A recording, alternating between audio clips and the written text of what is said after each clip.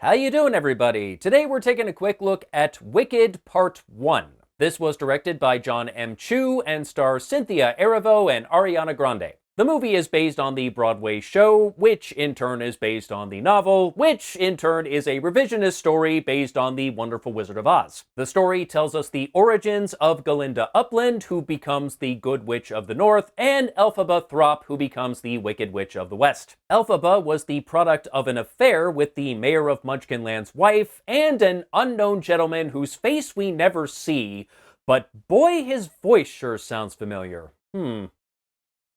I'm sure that's not important. And Wicked tells the story of how these two future witches were once best friends but became bitter enemies. Songs will be sung, hair will be tossed, gravity will be defied, and money will be made. I went into this movie somewhat cold. I did read The Wonderful Wizard of Oz when I was a kid, and of course I'm familiar with the Judy Garland movie. A lot of kids grew up with that movie, and if you did not, I am sorry your parents failed you. But when it comes to Wicked, I have of course heard of it. I know a little bit about the story and I've heard some of the songs, but I have not actually seen the play or read the book on which it's based. And while I knew this going in, I do have to wonder how many people were confused by the fact that this was A, musical, and B, part 1 of 2, because the trailers for this movie did not make either of those clear. I had a similar experience with Dune. Okay, it's time to watch Dune Part 1. Wait, what the hell? Anyway, the point I'm trying to make here is, since I have not seen the play, I have no way of comparing it to the movie and pointing out what was changed and what was not changed. I am purely judging the movie on its own merits.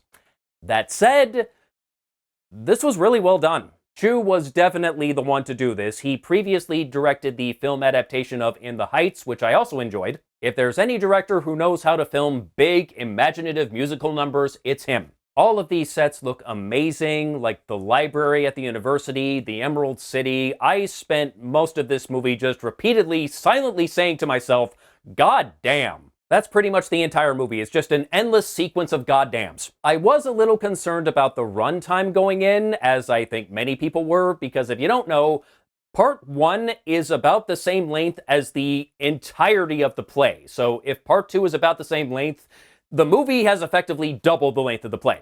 But now that I've actually seen Part 1, I honestly did not think the length was an issue. There are maybe a few minor things here and there that you could have trimmed to shave a few minutes off of it, but overall I thought it was very well paced and I was never bored. Of course, time will tell if I can say the same about Part 2. As far as the cast, again, goddamn. Grande was hilarious as Galinda. The constant hair tossing was just great. This character is super conceited and selfish. Like, right at the beginning of the movie, that's made clear when she descends down into Munchkinland and they're all cheering for her and she's like, yes, it is nice to see me, isn't it? And of course everyone laughs as if it's a joke, but is she joking?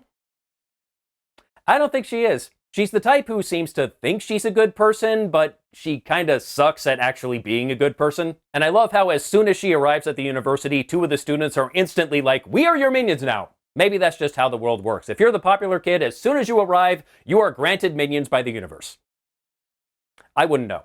And of course, we all knew Grande could sing, but I was not aware that she could Broadway sing, because Broadway singing and pop singing are two very different things, but I thought she nailed it. Erivo was also fantastic as Elphaba. Unlike Galinda, she is an actual kind-hearted person, but she faces constant discrimination because, green. And she's not even well liked by her family because, bastard. And of course, she tries to put on a brave face through all of it, but is constantly hurting, and Erivo pulls that off brilliantly. And I won't say it again because I only have so many goddams in me, but hell of a singer too. I also really liked Jonathan Bailey as Prince Fiyero, yet another talented singer and dancer, and also has very good comedic timing. I was impressed with his performance. I also got a kick out of Jeff Goldblum as the Wizard, and yes, he is giving us the full Goldblum, and it is glorious. And even he gets to do a bit of singing. Never knew he could. And for anyone who misses Kristen Chenoweth and Idina Menzel, who played Galinda and Elphaba on Broadway, they are in the movie. They have a cameo, and it's very well done. I don't have a whole lot of complaints about this one unless you really want me to nitpick it, although, well, I guess there is one thing. The university that Galinda and Elphaba are attending is called Shiz University. Shiz. Really? Like, you know what that sounds like, right? Was your goal to make every 12-year-old in the audience start giggling uncontrollably? Because if so, mission accomplished. So like I said, I can't really compare it to the play apart from the length, but I did think part 1 was very well done. It's an interesting story, it looks fucking gorgeous, Grande, Erivo, and Bailey killed it, and I highly recommend checking this one out. And that's all I have to say about Wicked Part 1. Till next time, take care.